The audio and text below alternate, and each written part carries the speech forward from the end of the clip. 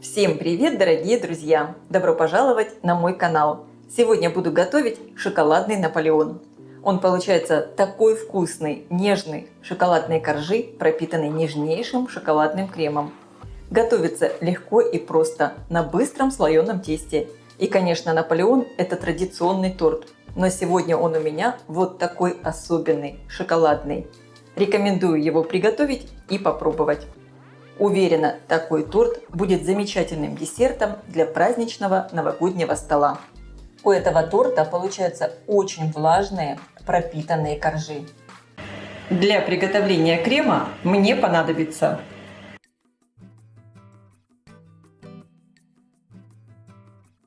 молоко вливаю в сотейник, и его надо довести почти до кипения. В миску всыпаю сахар, крахмал, перемешиваю. Также добавляю соль, добавляю яйца. Хорошо все перемешиваю до однородности, чтобы не было комочков. Молоко почти закипело.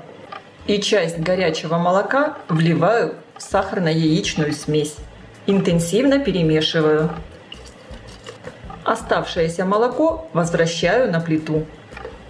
И вливаю сюда полученную смесь, все время помешивая. И теперь варим заварной крем до того момента, как он загустеет и закипит, все время помешивая, чтобы крем не подгорел. Крем уже загустел, пошли пузыри, посмотрите. Крем снимаю с плиты. Добавляю 2 чайные ложки экстракта ванили. Конечно, вместо экстракта ванили можно использовать ванильный сахар. Перемешиваю.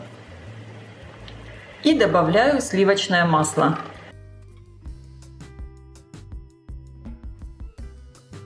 Посмотрите, какой получился крем. Очень гладкий, шелковистый, без единого комочка. Переливаю в миску.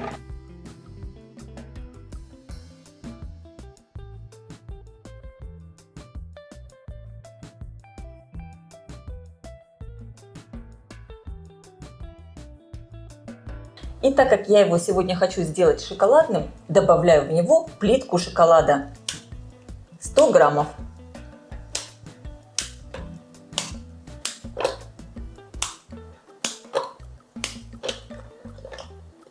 Быстро перемешиваю, чтобы шоколад не свернулся.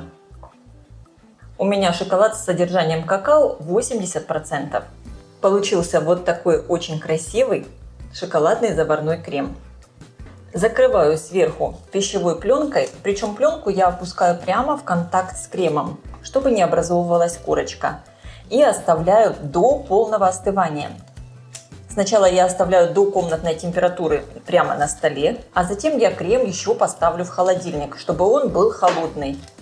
Для приготовления теста мне понадобится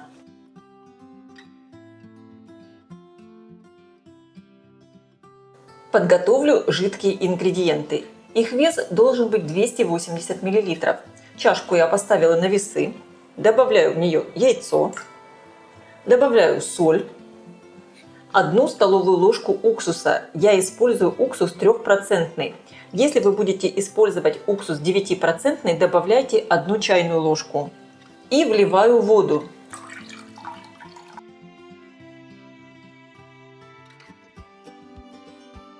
Хорошо все перемешиваю.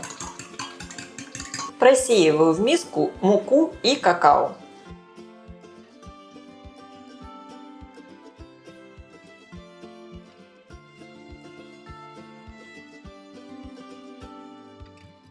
Перемешиваю. И теперь на крупной терке натираю сливочное масло. Масло надо брать холодное из холодильника. Можно даже на какое-то время положить его в морозильную камеру. Периодически перемешиваю его с мукой. И таким образом я добавляю все масло в тесто. Действовать надо быстро, чтобы масло не успело подтаять. Сейчас все хорошо перемешиваю, чтобы получилась такая как бы однородная масса. Теперь я делаю углубление и вливаю сюда жидкие ингредиенты. И быстро замешиваю тесто.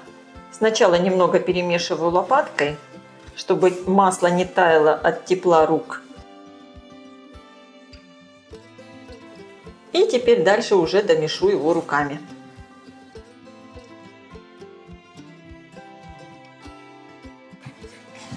В итоге должно получиться вот такое нежное мягкое тесто. И сейчас я его разделю на 10 равных частей. Тарелку, на которую буду выкладывать кусочки теста, подпыляю мукой. Каждый кусочек теста у меня получится примерно по 120-125 граммов.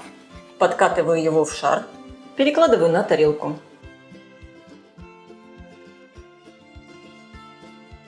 Закрываю все пищевой пленкой. И сейчас тесто можно отправить либо в холодильник примерно на 2 часа, либо в морозилку примерно на 1 час. Надо, чтобы тесто немного застыло. Тесто у меня вот так слегка застыло в морозилке.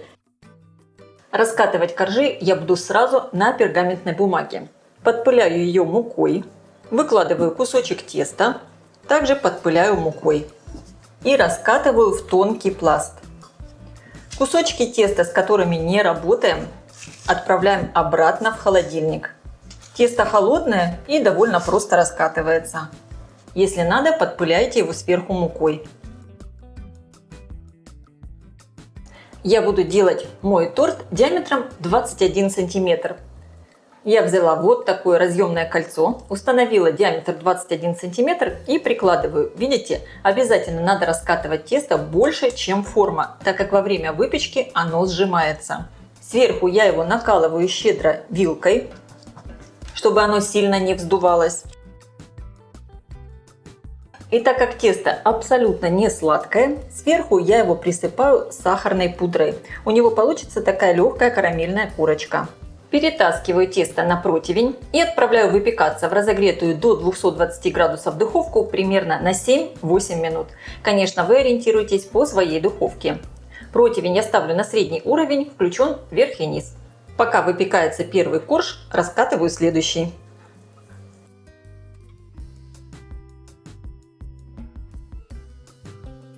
Первый корж я достала из духовки.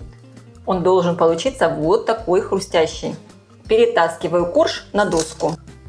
Сразу же отправляю выпекаться второй. А первый корж при помощи вот такого разъемного кольца диаметром 21 сантиметр я подрезаю до нужного мне диаметра. Просто хорошо вот так вот вдавливаю кольцо. Если надо, можно подрезать тесто ножичком. Вот эти обрезочки теста не выбрасываем, потом из них будем делать крошку для украшения. И получился вот такой первый корж.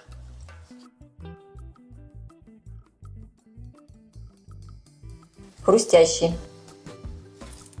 Перекладываю на доску и пеку все остальные коржи. Сверху на коржах получается вот такая сахарная корочка.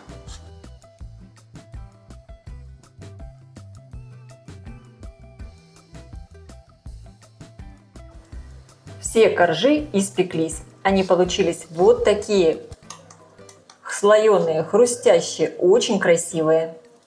И у меня получилось вот так довольно много обрезков. Хватит, чтобы обсыпать весь торт. Я эти обрезки измельчаю в крошку, прямо руками. Тесто такое хрустящее и легко ломается.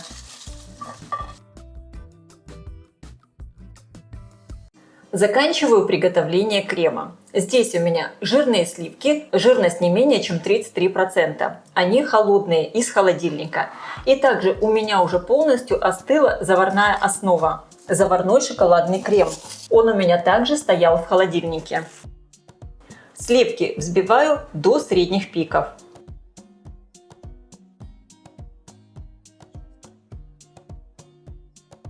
И теперь во взбитые сливки я добавляю постепенно заварной шоколадный крем и перемешиваю.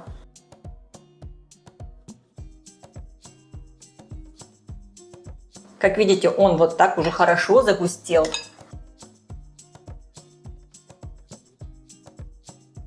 Я добавляю шоколадный крем примерно в 4 приема.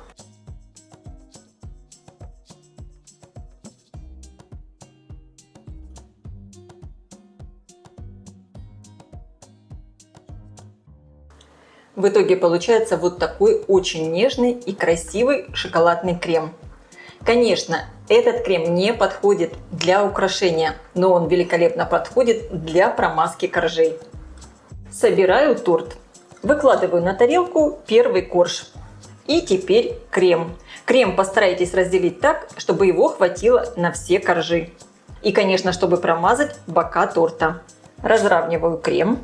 Можно снизу корж немного промазать кремом, чтобы он не скользил. Выкладываю следующий корж. Также его промазываю кремом. И так до конца все коржи.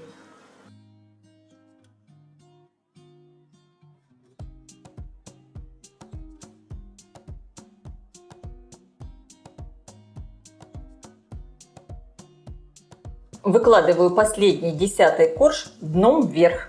Так верх торта получится ровнее. И теперь весь торт и верх, и бока промазываю оставшимся кремом и обсыпаю крошкой. Торт сейчас как будто живой. Все коржи так и норовят скользить. Но когда он пропитается, он будет супер нежный. Надо дать время коржам хорошо пропитаться и чтобы крем стабилизировался. Для этого понадобится примерно 8 часов. Конечно, лучше всего такой торт готовить вечером, и чтобы он ночь постоял в холодильнике. Итак, мне остается мой торт только украсить. Конечно, делайте это по своему вкусу. Перед подачей к столу рекомендую торт заранее доставать из холодильника, примерно за 30 минут, чтобы коржи стали мягче. Тогда торт будет более вкусный.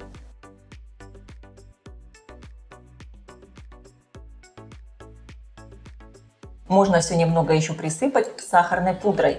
Тогда получится такой зимний эффект. И декор сразу становится таким новогодним. Хочется встречать с этим тортом Новый год. Я желаю всем приятного просмотра и приятного аппетита. Если вам понравилось видео, ставьте лайки, пишите ваши комментарии, делитесь им с вашими друзьями в социальных сетях. И, конечно, подписывайтесь, кто еще не подписан, на мой канал, чтобы не пропустить новые интересные рецепты.